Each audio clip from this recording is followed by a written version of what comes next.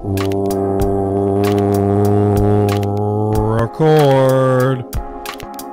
It's We're back, ladies. sit down. Let's clap it out. Valley. Music and mental health take 9? 10? Getting to be really ridiculous. We never know what number we are. Snap. Can you talk into the microphone? Like, we can move it, we can go over there. What's up, guys? And we're back with music and mental health. This is a close encounter. You want me to move it a little bit over here? Is that what you're saying? Alright, I think, you know what, that's a good idea. I haven't brought this microphone closer to me in some time. In at least 2 episodes. Yeah, that was a good move, I think. I feel a little bit better now. How are you feeling otherwise, friend? How's your mental health today? It's Saturday. It's Saturday. You know, do you ever feel like you want to, you ever feel like you made some New Year's resolutions and you didn't follow any of them? I don't make New Year's resolutions. Because you feel like you'll let yourself down. Is that what I find the whole premise preposterous. Yeah. Well, I don't think it's a bad idea considering the fact that you're just setting goals that you want to do, which, 10 times out of 10 are usually positive things. Goal setting is great, but the idea that it should be centered around January 1st for some reason doesn't make that much sense. Well, it's clearly March. And, Yeah, right. it's been New some goals. time. New goals. Yeah, I don't know, man.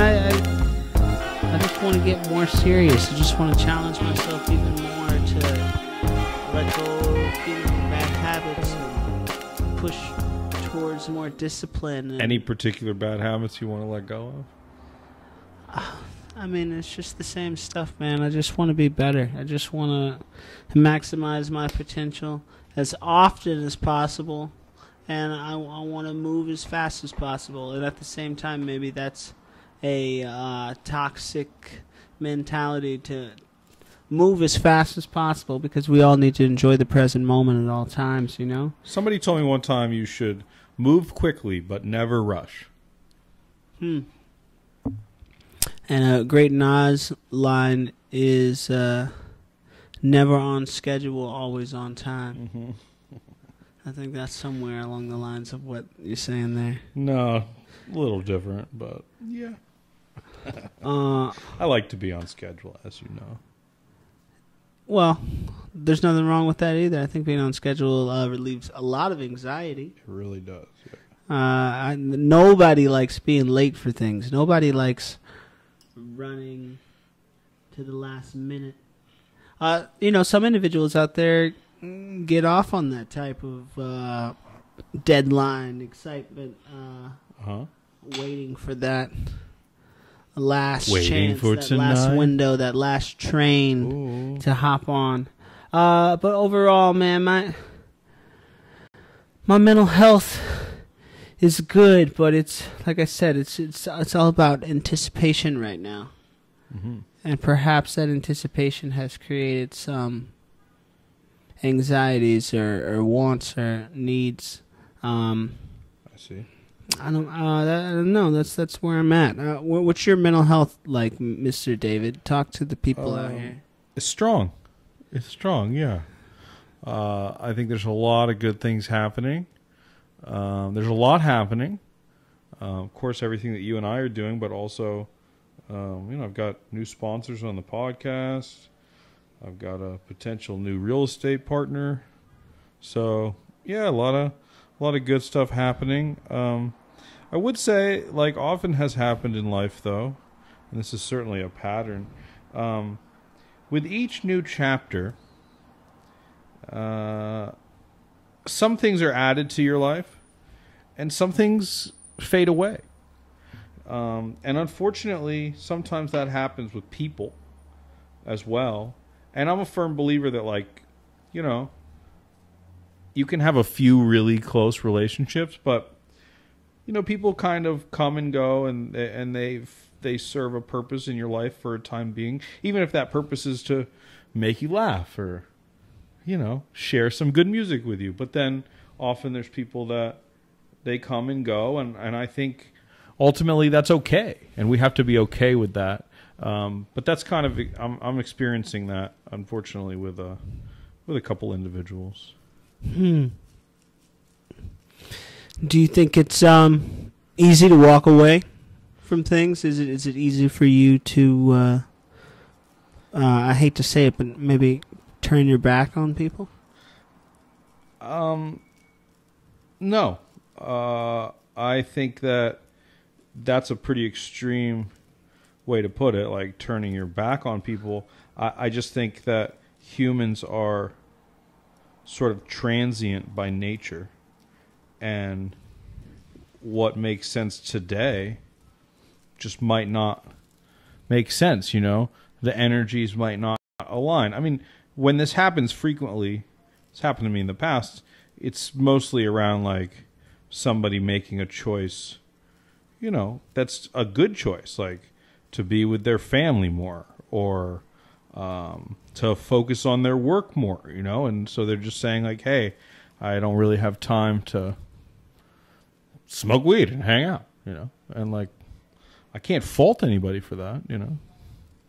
Yeah, you're moving, you're changing, you're growing. Yeah, we're all moving and changing in different directions, and although change can always be kind of painful, I've learned at this point in my life that without it, you become very stagnant.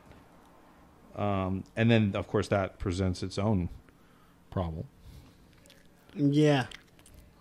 Nobody wants to be stuck in the same place for too long. You're either growing or you're dying. But I actually take that back. I think there's actually a lot of people out there that really get satisfied with their current position. Oh, yeah? And they stay. Well, they're complacent. They're scared, right? And a lot of times people, you know, they get a lot of responsibilities. They have kids, whatever, and then they got to stay stuck in whatever they're doing. But you're never truly stuck, you know? Well, I agree with that too, wholeheartedly. Like, you always have more options. It's all about whether you want to take those options, you know? Right. Whether you want to... Right. I mean, look, this is all very cliche, but like, how do you see the world, right? Is it half full or is it half empty? And the reason that I understand this so well is because I am bipolar, to tie in a mental health thing here, and I understand what the big ups and big downs feel like. Have you told us you're bipolar before? Yeah, I think that was like early episode Probably 1, episode early. 2. Yeah. And you, once again, I believe in that episode you also told us that you take medication for your... That's correct. Yes, I take a sort of a maintenance medication that like creates an emotional floor. An emotional floor. Yeah. Go into that. So what that means is like,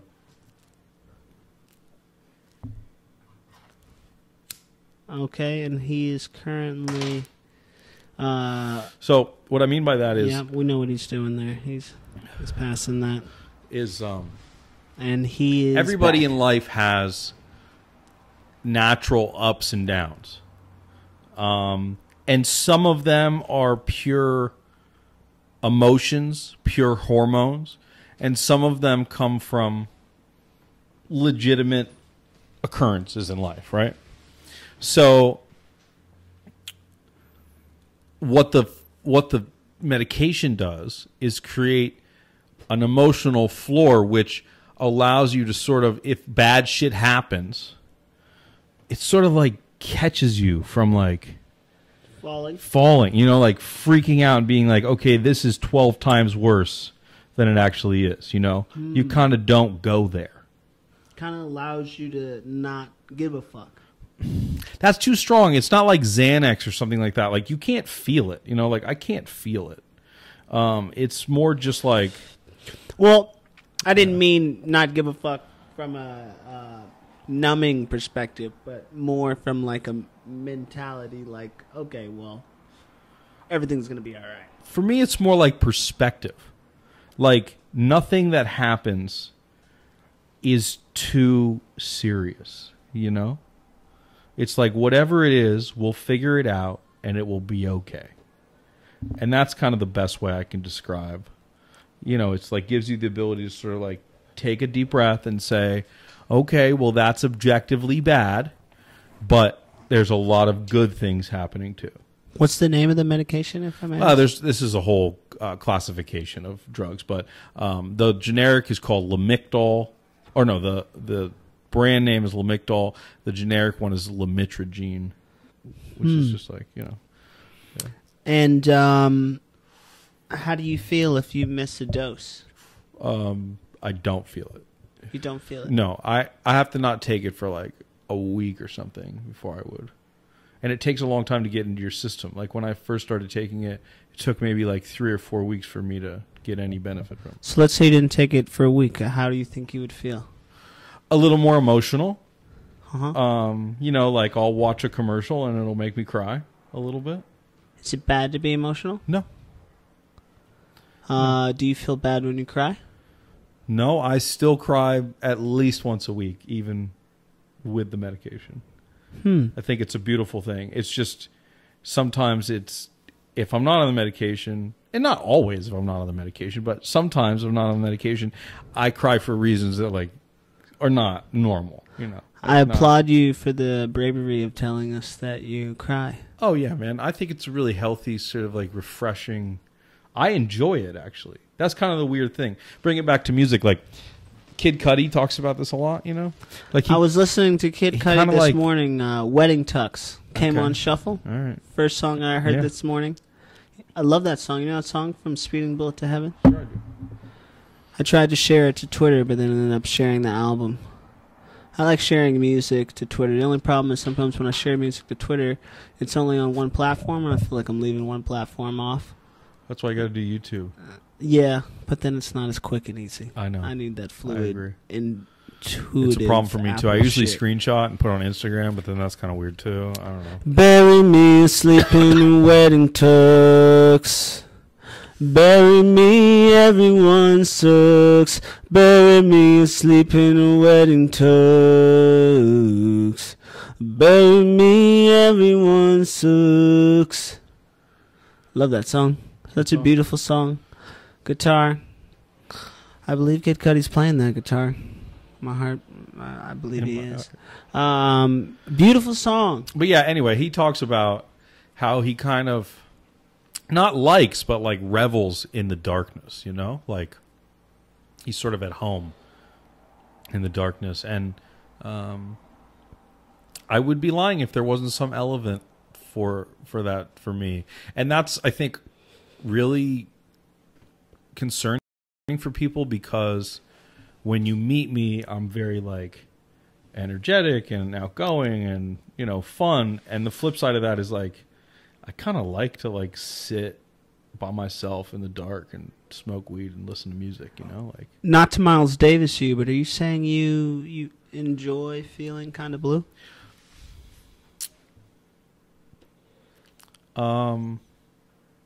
Enjoy is maybe too strong. I see the value in expressing those feelings. I feel better afterwards. The process. Yeah. The release. Yeah. Because otherwise, in your eyes or heart, perhaps, you're just holding on to something that you need to let go of. It's grounding for me. It's humbling. Mm-hmm. Mm-hmm. Sometimes it's not even out of sadness. Sometimes I can be very emotional or start crying out of joy, too. Yeah. Mm-hmm.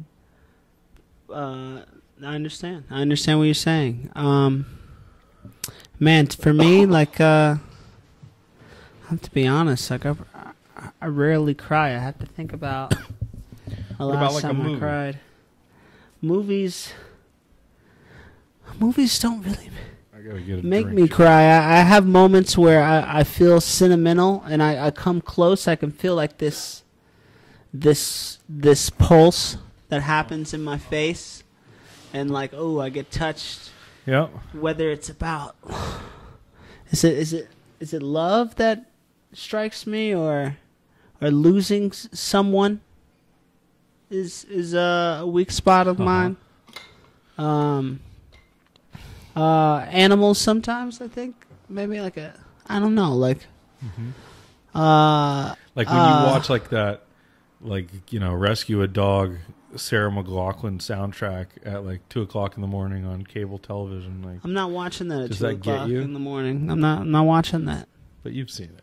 Everybody's seen it.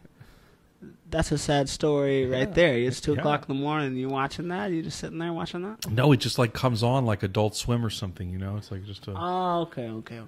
I see what's going on here. I don't cry for movies, and I can't think of a movie that's ever made me cry. Wow. I feel like in order for me to cry, it's got to be like, I don't know, maybe like a huge breakdown, like a build up of Yeah. of energy. Yeah. Well, And it's happened as only like a couple times in my life, and it's just like where I don't know, like all of this stuff just kind of builds up, and I have this explosion. Besides that, like I'm a very chill person. It takes a lot for me to get worked up. It takes a lot for me to get upset. But I think when I am upset, I'm really upset.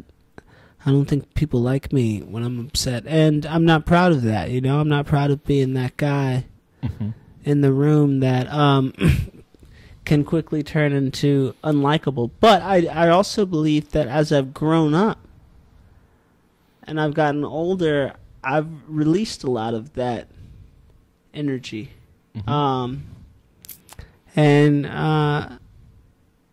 Just to jump back to you, because I'm just so curious in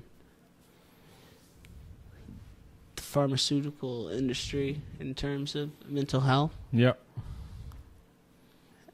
And I've never been on medication, so I don't know. I do know that when I take over-the-counter medication, I don't like it. I don't.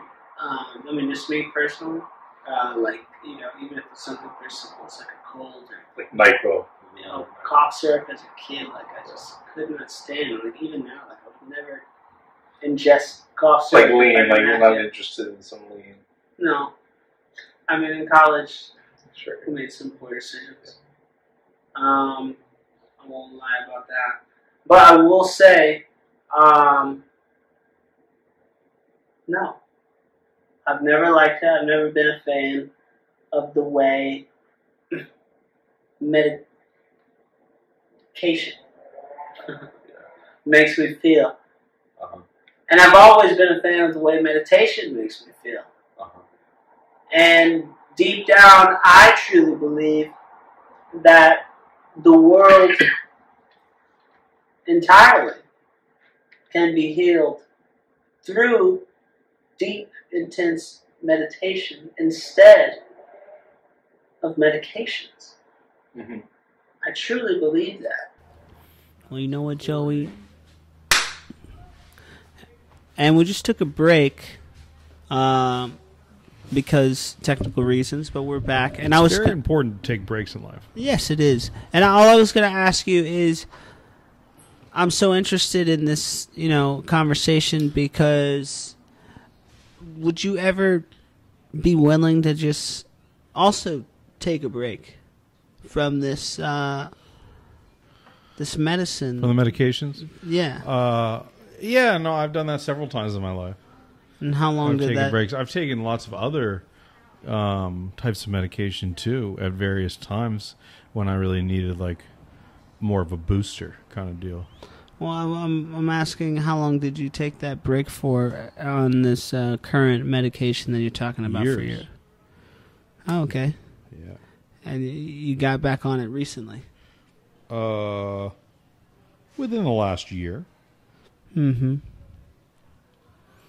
Okay. And what last question regarding that? I'm curious. Thank you once again for sharing all of this information. It's all good, man. How long? When did you first? How old were you when you first started taking that medication? Well, like I said, I've taken a number of different things from different doctors and things, but probably the first time I was on any medication like that was like 22, 20, 21, something like So that. post college. Yeah. Wow. That's very interesting, man. Trying to think if it was like towards the end of college, but no, I don't think so. It was like, And you just noticed post college you were either feeling like very, I mean, let's define your first of all, graduating from symptoms college of was really bipolarism and what really led you? scary for me. Uh-huh. Graduating college, Uh-huh. and I think everybody has a fair amount of anxiety around becoming an adult. What am I going to do? Whatever, but it was pretty severe for me, I would say. I also have a really successful dad that always plays a role, like what am I supposed to do relative to him and what, those kinds of questions. But yeah, it's really the reason that I know that it's the way that I originally knew that I had a problem beyond, oh, I'm sad today, is like objectively good things could happen and I didn't view them that way. Mm-hmm. Like, of course, life is a balance. Good things happen, bad things happen. But when good things are happening in your life and you don't see them as good, you don't see the positive, you have a problem, I've had those moments before where something amazing has been going on, and I just felt really down and really blue. Yep. And I'm just sitting there, like, honestly wondering why. Or it's like you ever I'm feel so alone down in a and room blue. full of people. Yes, and I'm talking about that same actual moment, actually, right there. Yeah. It was actually Governor's Ball, 2017 summer. I'm good. And there were, I want to say 40,000 or 50,000 people in the crowd. And even then, all that going on, I just felt so, like, alone. Mm-hmm. It was really strange, and I'd never felt that before. I will say, at the time, there was this this individual that I was into, and that individual came to the concert. She was there. Mm-hmm. And something about her being there was like my realization, I think, of that, all right, this is never going to work, no matter what point I'm at in my life. And I think that is what launched me into this loneliness at the time. I think when I look back on it now, I think that's what it was. But in the moment, I couldn't diagnose myself, and I just felt so bad. And I was getting in the way of so bad. I was getting in the way of other people's happiness. Mm-hmm. I think there's a moment in one's sadness where we realize, oh shit, now my blue is affecting these vibrant colors around me when they're having a great time and they're at a great position and I a great hate milestone feeling for that. like that. Oh man, when you're like the only that's the worst one at the party that's just not in the mood to party. Yeah, you never want to be that person. And you know what? At the same time, we all have been that person before. So if you are that person, or there's a moment that you've been that person, it's okay, and that's human nature. But the important thing to realize is when you're there, acknowledge it and get out of there. and what should you do? I mean, You got to get out of there. Does that mean physically you need to take a walk? Maybe. Does that mean you need to have a conversation with one of your friends? Even the... Or yourself? Or yourself. Yeah, I feel like if you just moan and groan in one position and you have that conversation with yourself, it's not going to do you any good because you're going to stay spinning in that agony. Pardon me. And what you need to do is really have a moment of movement, transition. And, you know, even if you have to come back to that place where you're feeling agony now. Break the you got to get out of where you are. Get up or listen to some music or, I mean, probably far too often I smoke weed, which does have that impact for me, but that's not always the healthiest choice. It can help, though. It absolutely does help me, but that's not the right choice for everyone all the time. Right. Yeah. It's not going to fix everything. Yeah. I think we all know that. But, it can definitely give you some cleansing juices to kind of like just wash away the bullshit. It can definitely do that. And I think in that moment, that's probably what I did do. And that comes with a culture of community and individuals of hanging out with. And I think I did that as well. But yeah, I think a couple episodes ago I actually talked about a moment where, you know, things were going so great and it was like just too much good energy. Mm-hmm. You know, this is kind of a similar episode in terms of the full story of my life, but it was definitely a different one. And, you know, it's something that we all share. Like you said, you felt like that before. Totally, man. Yeah. And like I said, you asked me how do I get out of that? I would move. I would try and just get to a new position to allow myself to get a new perspective. Mm-hmm. And yes, that could be accompanied with a song, a soundtrack, a friend, a conversation, who you can bounce off some ideas and get some outlook on what's going on. Eric in the house, ladies and gentlemen. And that's what you got to do. How do you get out of situations like that, Mr. David? Well, I think you're right. I think the idea of like physically breaking the moment, you know, like getting up and I often go to the bathroom. For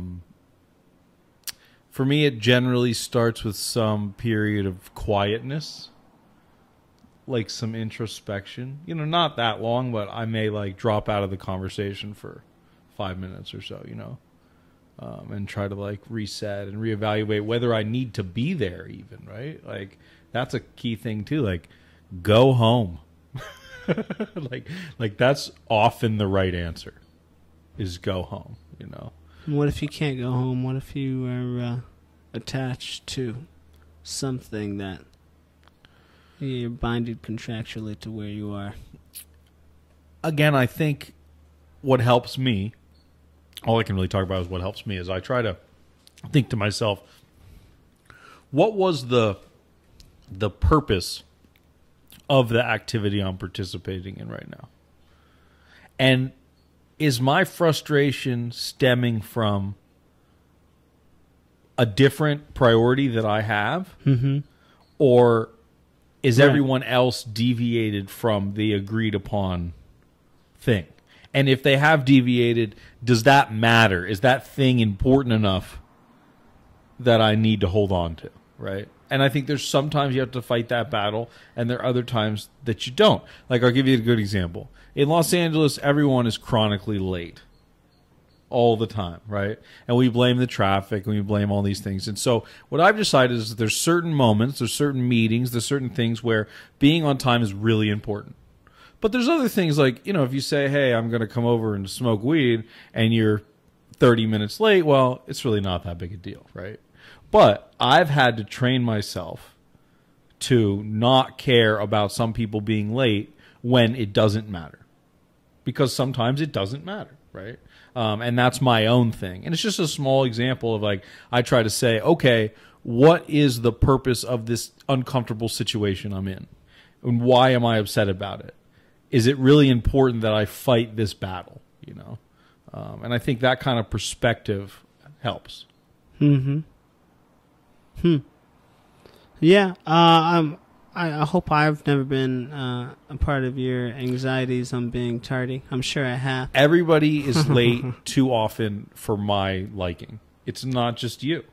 And that's why I've realized over time that, like, part of it is my issue about it, right? Never on schedule. Always on time. Yeah, but that's a way to justify being late. Mm-hmm. Well, it's an interesting concept, isn't it? Well, hey, you know what? I'm there when I need to be. That's like Shaq. Like, oh, I make the free throws that matter. You know, like, I don't know. I just think like it depends again what you're doing and who you're meeting with, and yeah, whether that's important to them. Ultimately, like if it's not important to the person you're meeting with, then it kind of doesn't really matter, right? I thought we decided we weren't going to do sports references with each other. I think you know who Shaq is. Yeah, of course I know who Shaq is. Shaq's like a pop icon, man. Oh, so it's a pop icon. Okay, that was a pop reference. Yeah, that was he's a I TV love anchor. the 90s He's a TV anchor. pop reference. Oh, it was a TV reference. You know what? Shaq? I am so upset with you right now. I can't believe you're doing sports references again. I feel so offended. Yeah. My mental health is deteriorating. No, listen. Yeah. You know what I've been listening to? Well, you know what I listened to on the way over here? Yeah. A little Uzi Vert, Okay. Eternal Take. Okay. It's out. It's here. Is it good? The long-awaited Eternal Take. Yes, I think it's very good. Yeah, okay. Cool. I think it's dope. How's it different from the other ones? Is there still significant mumbling or no? I think it's tougher. It's tougher. I like that. It's got more attitude. I like that. I think it's got more energy. How's it sonically? Like genre? Sonically, genre? I think that's a tough question. Well, no. I mean, like, is it a a trap album? You know, like. You know, I wouldn't call it a trap album. No. Okay.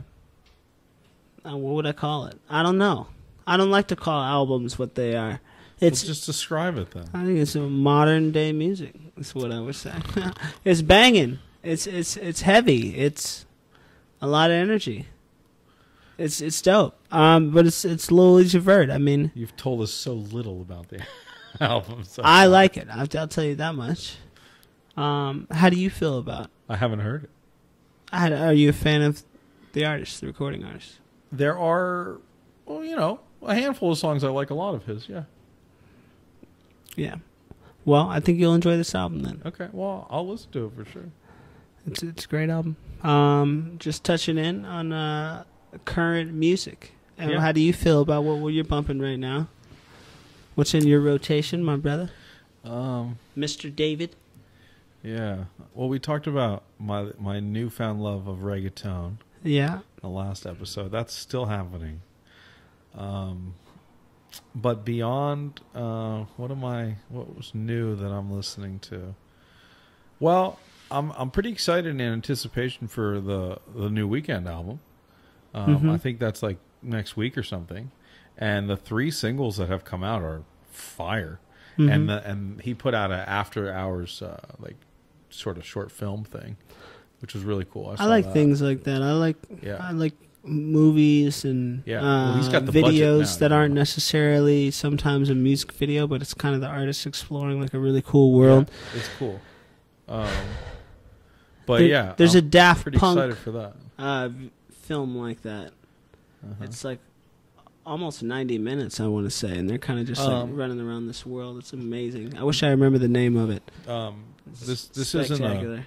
isn't a coincidence, but I do really like the John Lindahl "Honest." I like that song a lot.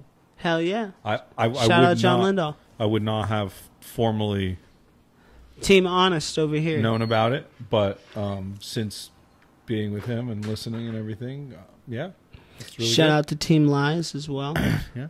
Bobby Boy Records, running a Honest versus Lies, which are both of John Lindahl's singles. Amazing pair of songs released on the same day. Shout out to my brother John Lindahl out there.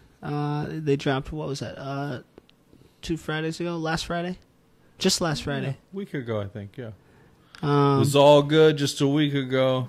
Yeah, a week ago. I was overseas when that dropped. Very exciting songs, man. I fuck with John Lindahl. I'm very happy for him. I like that Honest one. It's got the little melody in there that gets me every time. Those little under melodies always, it's always what gets me. I don't really fuck with him. I'm honest. Exactly. Hey, John Lindahl. Shout out John Lindahl, man. There's so much to say about John Lindahl. We'll have him on the show. He'll be on behind the scenes. Yeah.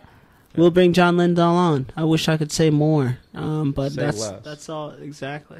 That's the T-shirt in this moment. This has been fun, man. I think we got it.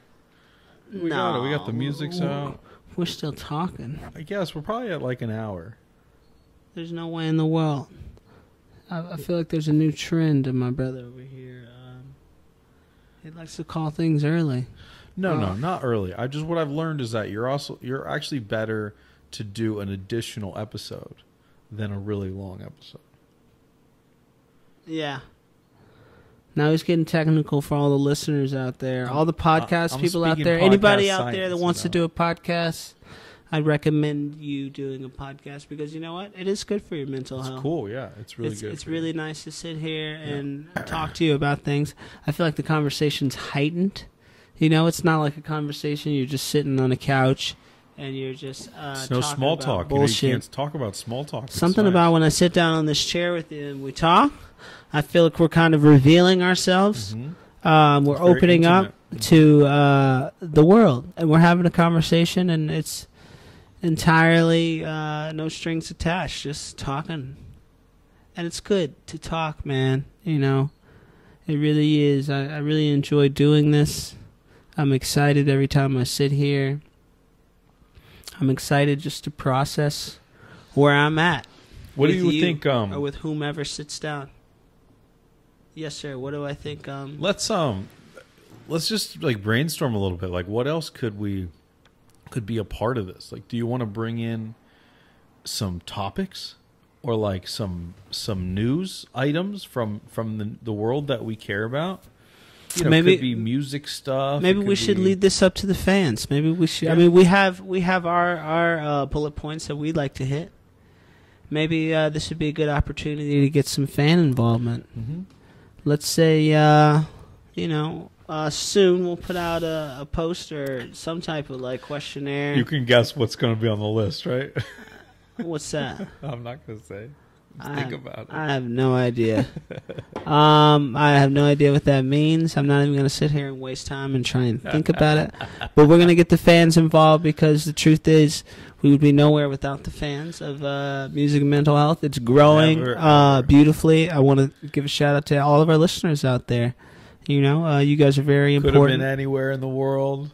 But you're here with us listening. We appreciate that. Allow me to reintroduce myself. My name is .D LH, and I'm sitting here with Mr. B. David. That's Mr. David. You crave it. Ladies know what he's talking about. He's a ladies' man. He's a hustler, homie. He just wants you to know I'm happy here. I'm not trying to bust no flows, though. I'm just cooling right now. Good stuff, friend. Shake he's hand. Calling it. He's calling it. I think this was a quick one. 2 quick segments with a little bit of... Hey, check out Lil Uzi Vert. Shout out. Okay. We'll do that. Met him on red carpet. Met him on the red carpet. VMAs. Dope cat. That was good. Really good energy. Really good energy. Shout outs to that gentleman out there, dropping some energy out there for the kids.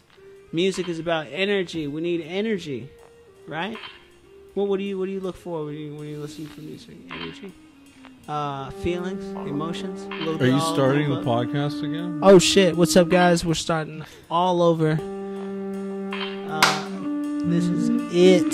We're doing it again. Episode 10.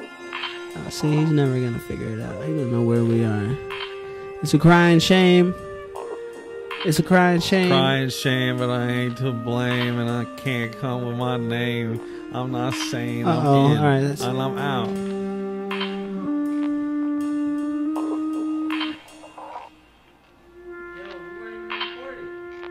That's your stuff.